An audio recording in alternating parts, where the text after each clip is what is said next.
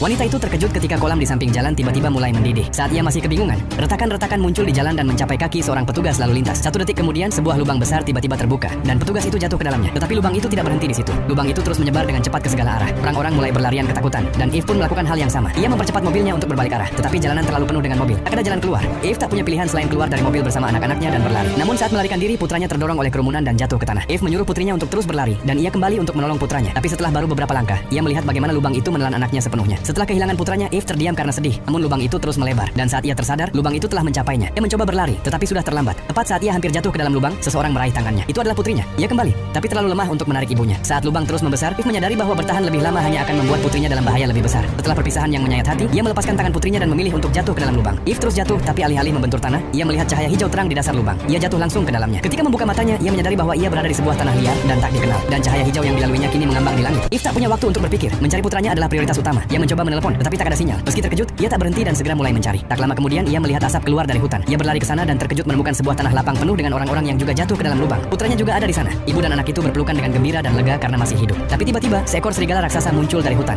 Tak seperti serigala biasa. Yang satu ini hampir 3 kali lebih besar. Serigala itu menyerang mereka dan mereka tak punya pilihan selain berlari. Dan mereka bukan satu-satunya. Lebih banyak serigala liar menerobos ke tanah lapang dan mulai menyerang para penyintas. Orang-orang mulai berlari dan bersembunyi. Beberapa mencoba melawan, tapi mereka bukan tandingan dan tewas diserang serigala. Di tengah kekacauan, seekor serigala kelaparan menjatuhkan putra Eve. Eve mengambil batu dan memukul serigala itu. Tapi itu justru membuatnya makin agresif. Di detik terakhir, seorang penyintas menembak serigala itu. Eve dan putranya selamat. Sisa serigala ketakutan dan melarikan diri. Eve menyadari bahwa putranya telah digigit. Untungnya salah satu penyintas adalah seorang dokter dan segera mengobati lukanya. Namun tanpa antibiotik atau jahitan, dokter itu berkata bahwa putranya tidak akan bertahan lebih dari 2 hari. Tapi di mana mereka bisa menemukan antibiotik sekarang? Eve berhenti sejenak untuk berpikir dan tiba-tiba teringat bahwa sebuah ambulans juga jatuh ke dalam lubang. Ambulans biasanya membawa berbagai obat dasar. Dokter itu setuju untuk pergi mencarinya bersama Eve. Khawatir bertemu binatang buas, mereka meminta pria yang menyelamatkan Eve untuk ikut. Untungnya mereka tidak menemui bahaya apapun dan segera menemukan ambulans tersebut. Dokter itu masuk, mengambil obat, tetapi kemudian Eve melihat sesuatu yang mengerikan. Sebuah gunung di kejauhan terlihat persis seperti yang muncul di ambulans dengan label Hollywood Hills. Itu berarti mereka masih berada di Los Angeles. Dokter dan pria itu tak percaya. Saat mereka masih mencoba memahami semuanya, mereka mendengar geraman dalam dari dalam hutan. Lalu dengan mengejutkan, seekor harimau bertaring tajam muncul di hadapan mereka. Spesies yang telah punah selama ribuan tahun.